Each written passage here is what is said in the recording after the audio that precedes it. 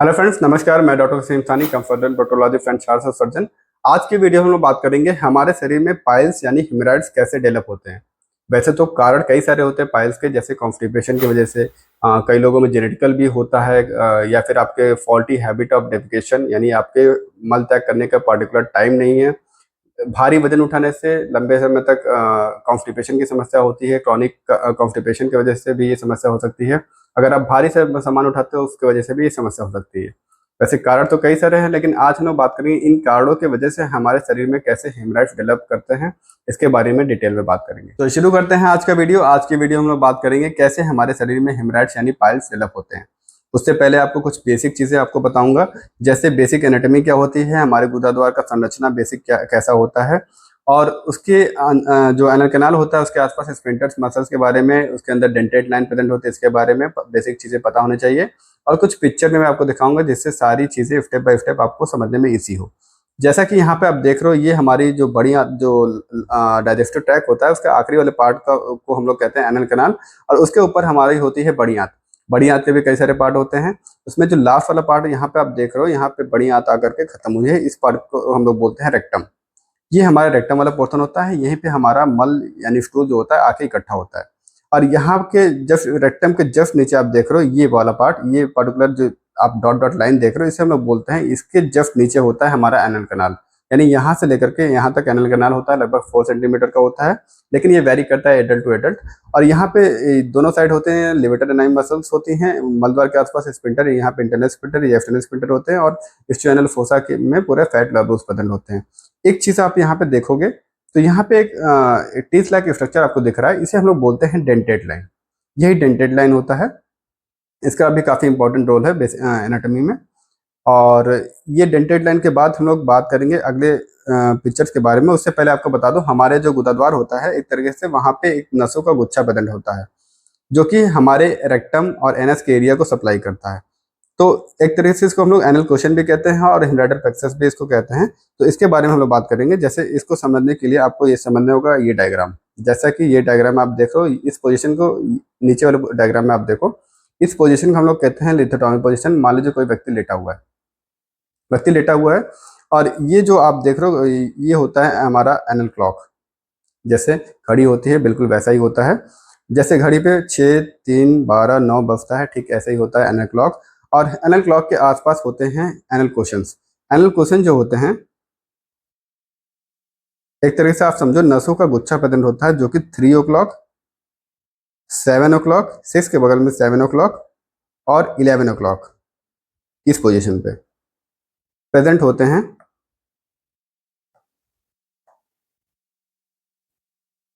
Anal question. ये anal question क्या होते हैं, एक तरह से आप समझ सकते हो, जब भी हम मल त्याग करते हैं तो एक तरह से जब भी डेफिकेट करते हैं तो ये हमारे गुदाद्वार को एक्सपेंड करने में भी इजी होता है। और इसमें क्या होता है, ढेर सारे जो ब्लड वेसल्स होते हैं, कैपिलरीज होते हैं, ये सारे साइनोसाइड्स होते हैं, ये जो गुदाद्वार के आसपास रेक्टम को सप्लाई करते हैं।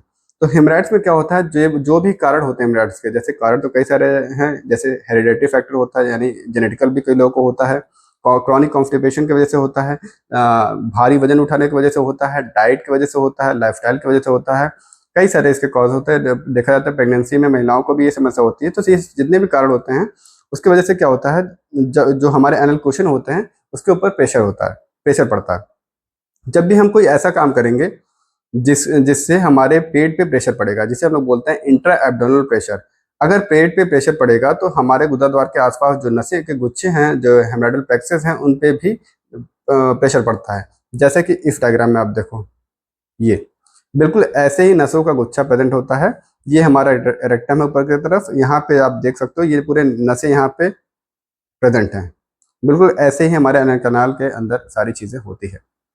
तो यहाँ पे आप देख सकते हो ये डेंटेड लाइन है, डेंटेड लाइन के ऊपर भी ब्लड वेसल्स, यहाँ पे नसों का गुच्छा एक तरह से देख सकते हो। यहाँ पे ये जो इस एरिया को कहते हैं हम लोग, ये इसे बोलते हैं म्यूकोसा। ये जो एनल कैनाल के अंदर सारी चीजें होती हैं, लेयर जो होती है, इसको बोलते हैं म्यूकोसा। अब म्यूकोसा और जस्ट मसल, ये देख रहे हो म्यूकोसा और ये मसल है, मसल के बीच में ही यहाँ पे प्रेजेंट होते हैं वेन्स। एक तरह से नसों का गुच्छा यहाँ पे प्रेजेंट होता है दोनों साइड। और ये मेनली 3, 7, 11 ओ क्लॉक, जैसे कि मैंने इस डायग्राम में बताया था, 3, 7, 11 ओ क्लॉक पर ज़्यादा प्रोमिनेंट होते हैं। तो जो भी कारण होते हैं हेमराइड्स के, उसकी वजह से जब हमारे गुदाद्वार के आसपास प्रेशर लगता है, मेनली कॉन्स्टिपेशन की बात करें तो प्रेशर लगता है, तो क्या करते हैं, ये जो नसें होती हैं इन्फ्लेम्ड हो जाती हैं, यानी सूज जाती हैं। जब ये सूजेंगी, जब आप प्रेशर लगाओगे, पेट से प्रेशर लगाओगे या फिर कोई भारी वजन उठाओगे, तो इससे क्या होगा, प्रेशर पड़ेगा, एनल क्वेश्चन पे प्रेशर पड़ता है, और यहाँ पे एक चीज, एक एक तरह से एक लिगामेंट प्रेजेंट होता है, जिसे हम लोग बोलते हैं लिगामेंट ऑफ ट्रीट्स, यहाँ पे, जो कि ये जो नसें होती हैं इसको पकड़ के इकट्ठा करके रखा रहता है। तो इसके लिगामेंट ऑफ ट्रीट्स के वीकनेस की वजह से कुछ लोगों में हेमराइड्स, मेनली लोगों में देखा जाता है, इसके इस लिगामेंट के वीकनेस की वजह से लोगों को होता है हेमराइड्स। बात करेंगे दूसरे डायग्राम में, देख सकते हो आप यहाँ पे बिल्कुल ऐसे ही, यहाँ पे इंटरनल हेमराइड्स जो होते हैं डेंटेड लाइन के ऊपर, जैसे हेमराइड्स सामान्यतः देखा जाए दो टाइप के होते हैं, इंटरनल और एक्सटर्नल। इंटरनल जो होता है वो डेंटेड लाइन के ऊपर बनता है, यानी अगर कोई हेमराइड्स यहाँ पे बन रहा है, ये डेंटेड लाइन है हमारे teeth like structure, dented line के ऊपर कोई हेमराइड्स बन रहा है, मान लीजिए कोई हेमराइड्स ऐसे बनता है, यहाँ पे बनता है, यहाँ पे बनता है, तो इसे हम लोग बोलते हैं इंटरनल हेमराइड्स। अगर डेंटेड लाइन के नीचे कोई हेमराइड्स बनता है, इसे हम लोग बोलते हैं एक्सटर्नल हेमराइड्स। तो ये दो टाइप के सामान्यतः हेमराइड्स होते हैं, जैसे कि इस डायग्राम में आप देख सकते हो, क्लियरली मेंशन यहाँ पे है। जैसे कई जितने भी कॉज होते हैं, कॉज होने के कारण, प्रेशर लगने के कारण, ये यहाँ पे डेंटेड लाइन के आसपास ये नसों का गुच्छा एक तरह से इकट्ठा हो जाता है, और ये बनाता है इंटरनल हेमराइड्स, और बाहर की तरफ यहाँ पे अगर कोई हेमराइड्स बनता है तो इसे हम लोग बोलते हैं एक्सटर्नल हेमराइड्स। ये इंटरनल और ये एक्सटर्नल। अब कुछ और डायग्राम मैं आपको बताऊंगा जिससे आपको सारी चीज़ें क्लियर हो जाए। जैसे यहाँ पे आप बहुत ही क्लियरली इस डायग्राम में बहुत ही अच्छे से सारी चीज़ें मेंशन है। तो डेंटेड लाइन के जो ऊपर जो ये हेमराइड्स बना है इसे बोलते हैं इंटरनल हेमराइड्स, ये बाहर की तरफ एक्सटर्नल हेमराइड्स। और ये जो हेमराइड्स मेनली कुछ जगह पे ये भी बताया गया है इंटरनल एक्सटर्नल भी बनते हैं, यानी इंटरनल एक्सटर्नल के अलावा भी एक टाइप का होता है इंटरनो एक्सटर्नल। तो इसके क्लासिफिकेशन कई सारे हैं पोजीशन के अकॉर्डिंग इसको जैसे प्राइमरी हेमराइड्स और सेकेंडरी हेमराइड्स भी कहते हैं।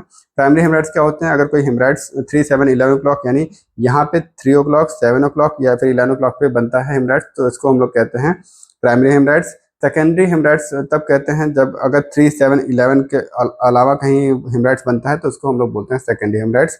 जैसे मान लीजिए कोई 5 ओ क्लॉक पे यहाँ पे हेमराइड्स बन गया, या फिर 10 ओ क्लॉक पे बन गया, या फिर यहाँ पे बन गया, या फिर 2 ओ क्लॉक पे बन गया, या फिर 4 ओ क्लॉक पे बन गया, तो इसको हम लोग बोलते हैं सेकेंडरी हेमराइड्स। तो ये क्लासिफिकेशन के बारे में मैंने आपको बता दिया। आई होप ये वीडियो आपको लिए इन्फॉर्मेटिव हो। अगर आपको वीडियो पसंद आए तो लाइक शेयर सब्सक्राइब करिएगा। जिन्हें भी पाइल्स, फिशर, फिस्टुला संबंधित बीमारी है उन्हें ये वीडियो शेयर करिएगा, ताकि इनको अपने बीमारी के बारे में पता चल पाए और वो बेहतर उपचार ले पाएँ। Thank you so much.